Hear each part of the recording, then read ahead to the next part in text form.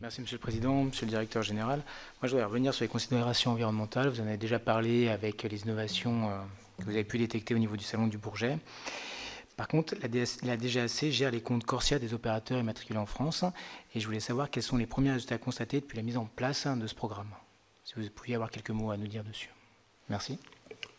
Alors pour l'instant, je n'ai pas encore constaté de résultats puisque nous sommes dans la computation de l'année de référence.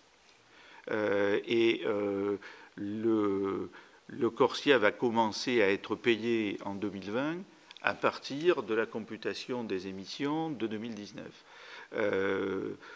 Bon, en Europe, pas seulement en France, je suis absolument certain que tous les pays rendront leur computation en temps et en heure à l'OSCI. On a été extrêmement moteur dans cette affaire. La question, c'est comment ça va se passer dans les autres pays. Le vote du Corsia a été acquis avec une majorité extraordinaire puisque nous n'avons pas eu d'opposition.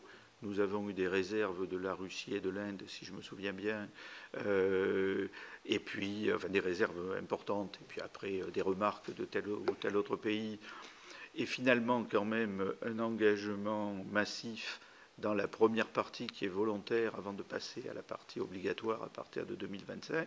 Et on a 80% de l'aviation mondiale, 80% des émissions qui sont dans la partie volontaire. Donc c'est très bien parti. Ceci dit, on va avoir une étape importante, c'est de compter justement le respect de ces engagements à l'issue de l'année 2019 quand les bases de calcul devront être rendues.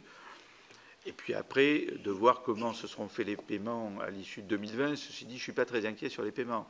Le plus important, c'est qu'on n'ait pas, pour des raisons politiques, certains pays, par exemple, en réaction contre l'évolution des taxes ou des mécanismes de marché en Europe, qui voudraient afficher une position différente.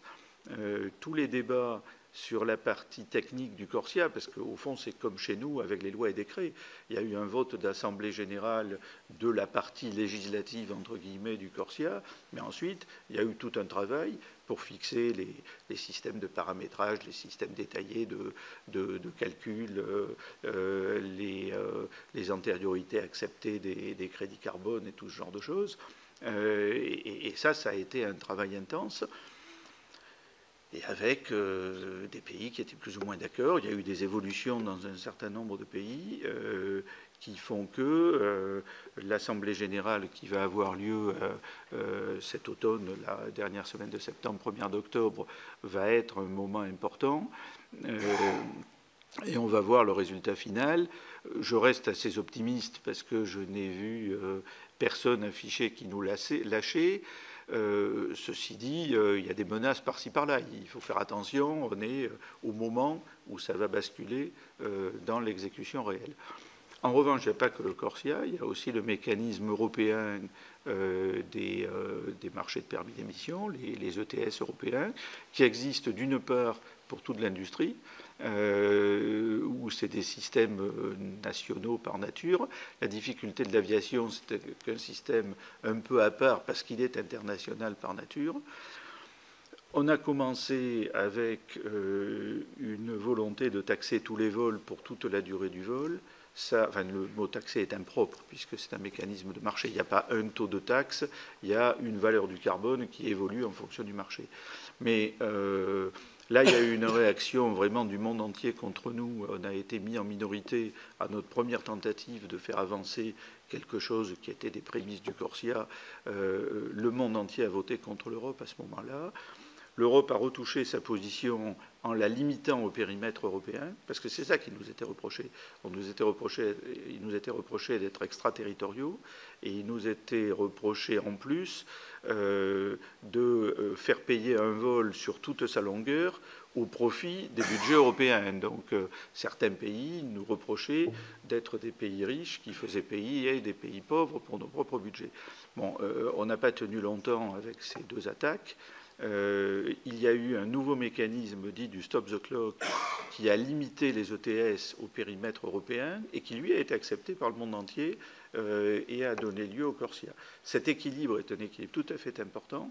Si on veut arriver à maintenir un système dans lequel on a le Corsia qui n'est pas une énorme contrainte financière, mais la contrainte va aller croissant au fur et à mesure où le nombre d'années par rapport à la référence va augmenter. C'est-à-dire si chaque année on émet un peu plus que la référence, la première année on compense pas beaucoup plus que la référence, mais d'année en année ça va croissant. Et puis le mécanisme des ETS est un mécanisme assez important. Si on peut maintenir un mécanisme tout à fait ambitieux au niveau européen et un mécanisme mondial peut-être moins ambitieux, mais qui traite toute l'aviation mondiale, l'aviation européenne représentant à peu près 15% du total, je pense qu'on a fait un progrès significatif.